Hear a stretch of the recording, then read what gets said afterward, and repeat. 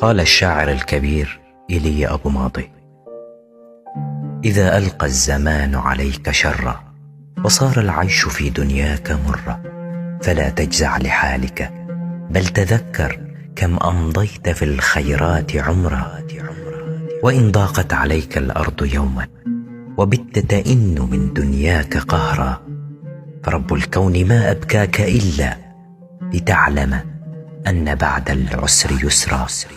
وإن جار الزمان عليك فاصبر وسل مولاك توفيقا وأجرا، لعل الله يجزيك خيرا ويملأ قلبك المكسور صبرا.